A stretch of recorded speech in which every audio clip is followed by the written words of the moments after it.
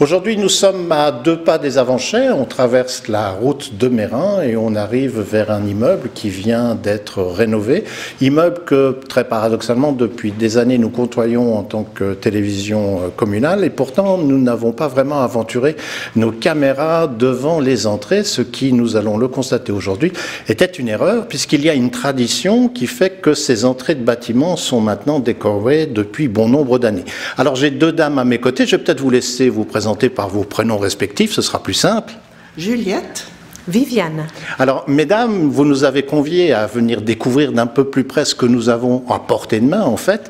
C'est la tradition d'avoir différentes entrées de ce bâtiment qui sont décorées à la fin de chaque année pour la période de Noël et de Nouvel An. Alors, quand je dis cela fait quelques années maintenant, ça fait même un bon nombre d'années. Tout à fait. Alors, le Noël de l'immeuble a débuté avec la construction. L'entrée des premiers locataires en 1975. Et depuis, on a toujours eu quelque chose pour fêter Noël. Et depuis de nombreuses années, on décore les allées et ce sont les enfants qui font ce travail. Alors, 2 événements, c'est la première fois que ça a eu lieu. Comment cela a démarré? C'est l'initiative d'une personne et puis le bouche à oreille qui a permis de créer une équipe, ou bien déjà des dames ou des personnes se rencontraient régulièrement au sein du bâtiment en tant que premier locataire et dans les discussions est venu de hey, pourquoi ne pas décorer toutes nos entrées? Oui, ça a commencé par une dame qui a décidé avec un petit groupe d'enfants. Ils ont commencé à faire des chants, et puis elle a pensé à les décorer un tout petit peu avec une guirlande sur la tête, comme ça. Et puis un rassemblement, on a précisé une date, et puis comme ça, c'est parti comme ça, pendant plusieurs années. Puis après, évolution, il y a d'autres dames se sont greffées dessus, et ils ont fait des poésies et tout, et on faisait ça dans une des entrées. Et puis au fur et à mesure des années, ça a intéressé les gens et tout. Alors on a dû changer pour aller après dans les garages pour avoir plus de place. Mais au bout de... Avant, il y a même eu le Père Noël, parce qu'on trouvait que seulement des chansons, c'était pas suffisant. Alors on a trouvé un... Est-ce qu'on ose dire? Oui. Il n'habite plus là. Le Père Noël est venu avec grand plaisir et recevait les enfants, puis on leur remettait un petit cadeau. Ici dans les allées, puis après le nombre des enfants grandissant, voilà, on n'avait plus de place, on avait trop chaud et tout, alors on a pu aller dans les garages et là, de nouveau des groupes d'enfants pour des poésies et des chansons, parce que chaque fois qu'un enfant autrement allait sur les genoux du Père Noël et racontait, ça prenait trop de temps, et puis alors là, on offrait un gros cornet aux enfants. On a eu jusqu'à 80 enfants pour un Noël. Et ça représente en fait combien de, on va dire, d'habitants pour la série d'allées? Il y a un chiffre approximatif pour se rendre compte, pas d'idée? Alors, le nombre d'habitants, je ne peux pas dire, mais il y a 158 logements. Voilà, d'accord. Voilà. Donc ça donne déjà un ordre de grandeur. On parlait également des enfants. Comment les ateliers de confection sont nés? Puisqu'entre l'idée d'une décoration, les premières rencontres, il y a un moment, il faut planifier parce que ça fait X entrées à assurer. On voit qu'il y a passablement de vitres, donc il y a de grandes surfaces à aménager. Donc comment tout cela s'est mis en place et comment on mobilise les enfants pour les intéresser à la notion du bricolage, du pliage, du décollage, etc. Là, c'est au début, justement, quelque part, en faisant ces choses, on a décidé, enfin c'est les premières dames... Les dames qui ont fait du bricolage.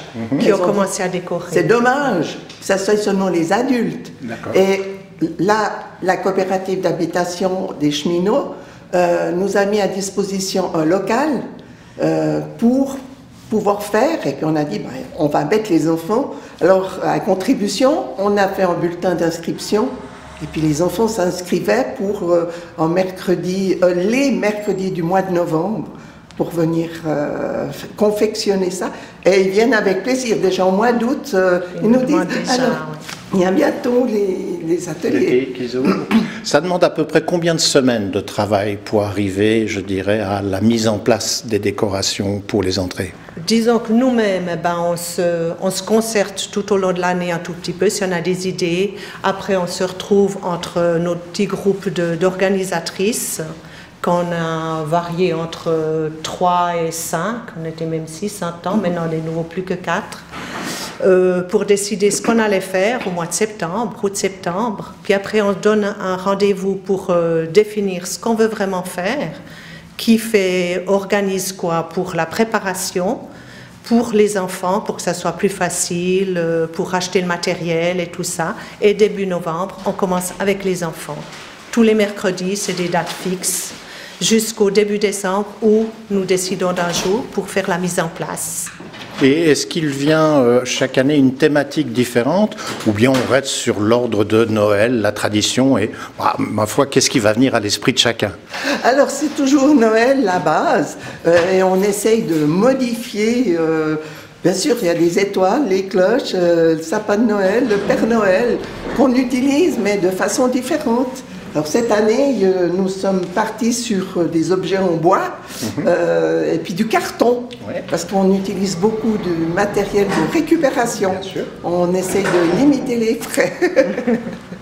Alors aujourd'hui, on dit souvent pour les jeunes, en fonction des tranches d'âge, il y a tellement de choix, d'intérêts, la télévision, les consoles de jeux, et là on essaie de garder l'esprit de Noël et puis de faire un travail manuel et d'assurer aussi une relation en collectivité, c'est-à-dire que les gens se parlent dans les bâtiments. Ça fonctionne toujours en 2017 ? Eh oui, toujours, et puis là on a eu 15 enfants et on fait en plus...